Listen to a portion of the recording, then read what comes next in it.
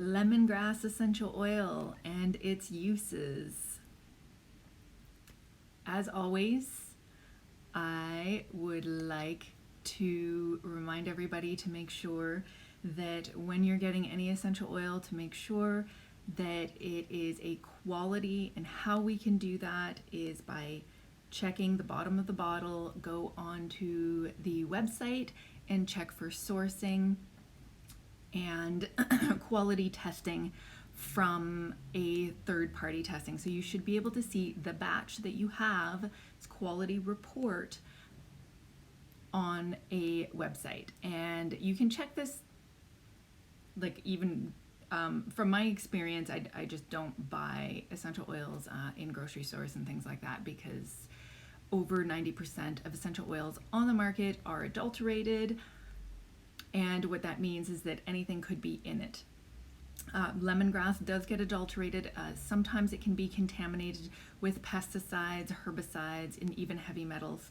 So we want to avoid that in our oils when we want to use them for therapeutic use. And lemongrass essential oil is actually very inexpensive to make.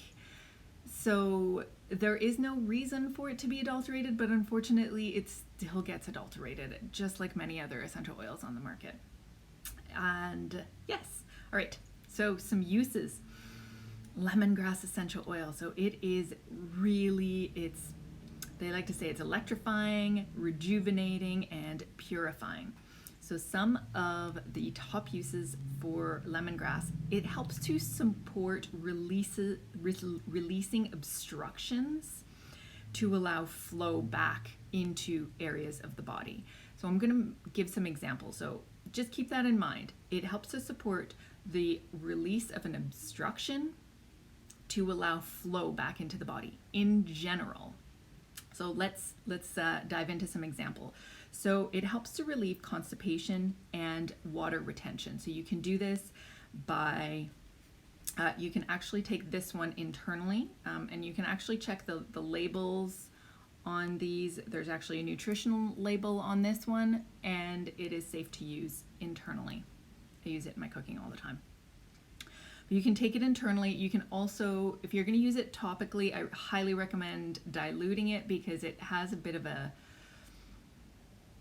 it gives an interesting sensation on the skin. It doesn't burn to say, but it can be stimulating. I'm not sure how to describe it, but I highly recommend diluting it before you put it on, because it can be a little bit, I guess, irritating to some people.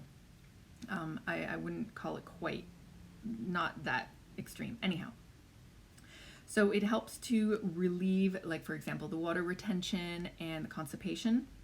It helps to release clumps of fat in blood vessels, and it helps to support the release of malignant cells in the body, and any kind of, like, films, things that almost act like a mucousy substance that might not necessarily need to be there. It helps to release that in the body. It is not necessarily a decongestant, but you can kind of use it as a decongestant. I would use it with something like peppermint that also helps to decongest. And this is another example of helping to release an obstruction and allow flow back. It's an excellent nail polish remover. Just a drop right on the nails. I actually can't stand to wear nail polish anymore anyhow, but it removes nail polish just as well as any nail polish remover out there, and I'm actually really grateful, because I cannot stand the smell of nail polish. So I just use this, and this is, like, currently it's on sale, so it's like $10 a bottle. May as well just use this. And you really don't need very much. Like, one drop will be able to do like one full hand easily, so probably 1 or 2 drops at most. If you've hurt yourself from running or playing some kind of sport, or some kind of injury with connective tissue, you can actually, it really helps to soothe that area. So again, with fractionated coconut oil or some cream that doesn't have a fragrance in it, as I said before, avoid fragrances, because fragrance means that it's synthetically produced and that messes with your hormones, so avoid that. but it is lovely as a soothing relief to the area of the body that you might have hurt, like a joint, a tendon, ligament type of pain, connective tissue. It is nice for lymphatic decongestion. You can take it internally as well as rubbing it on the bottom of your feet or rubbing it to areas of your body. And as I've said before, I use it in my cooking. I have to be really careful with essential oils when using in cooking because it can overwhelm the flavor. So what I normally do is I put a drop in a spoon, and then I take a Q-tip and dip the Q-tip in the drop in the spoon, and then I stir the Q-tip in the food. But I find with lemongrass, you can easily use a couple drops in, let's say you're making like a stew that's supposed to have lemongrass in it. I find that it saves a lot of money flavoring with these oils, because often when I buy fresh herbs, it's hard to use the whole batch all at once. Okay, some of its main top properties: it's anti-inflammatory, antimicrobial, analgesic, I don't know how to pronounce that, I'm not even gonna try. Mutagic and decongestant and regenerative and anti-rheumatic. And it blends really well with basil, ginger, peppermint, Siberian fir. There's a quick way as well on an emotional level. It helps as well. A lot of these oils, whatever they do on a physical level, if they help to remove obstructions physically, they're going to do that on an emotional level as well. It's kind of mind-boggling, but it makes sense as well. So on an emotional level, it helps to remove obstructions so that we can get back into the flow.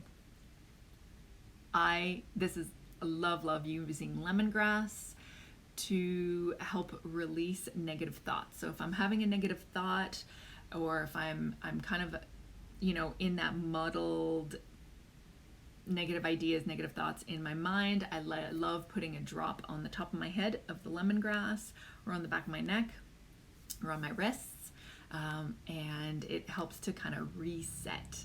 So lemongrass is the beautiful